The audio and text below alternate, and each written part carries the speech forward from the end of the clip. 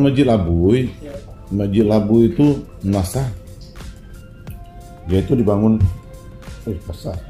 masa Kesultanan Iskandar Muda. Jadi dari Labuh ke sana masuk ke Busu. Busu itu memang disebut Masjid Poto Merhum karena dianggap dia dibangun oleh Iskandar Muda.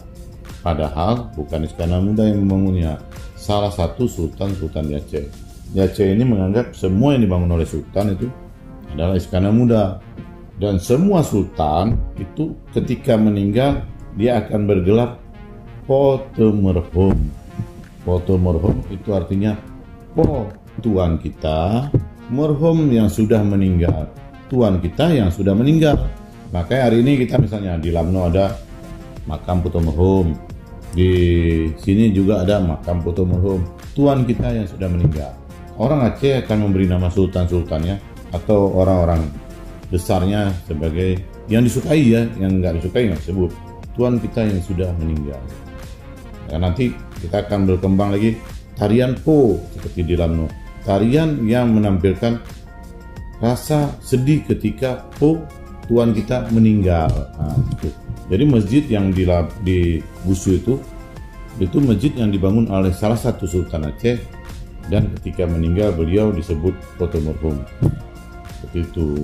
Kalau yang masjid di Labuh itu dilihat dari arsitekturnya, arsitektur masjid tradisional, termasuk dalam masjid tradisional yang ada di Aceh, berbentuk tumpang atau tumpang susun tiga. Masjid-masjid yang dibangun sebelum masjid Raya Baitur Rahman. Jadi di tahun 1870-an ke bawah sampai 1615 masjid itu akan berarsitektur tradisional atau tumpang. Itu sebenarnya. Cuman saya kalau ditanya detail nggak bisa juga. Nggak bisa, maksudnya sedikit kali. Tapi intinya seperti itu dia. Kalau yang Masjid Poto Merhum tidak pernah saya datang itu sana pernah ada pesta kawan datang dari situ. Nggak masuk akal sebenarnya. Poto Merhum, semua orang sekarang menganggap Poto Merhum itu Iskandar Muda.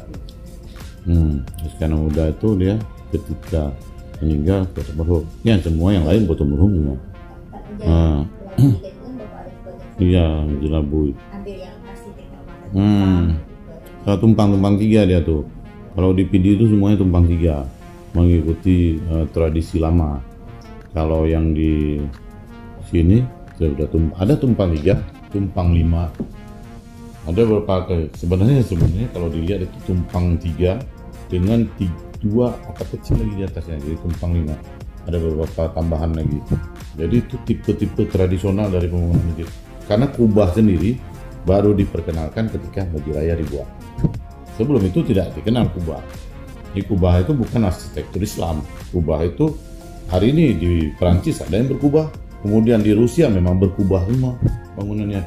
Itu kemampuan atap itu ketika salju turun, dia tidak akan berdiri pada atap tersebut.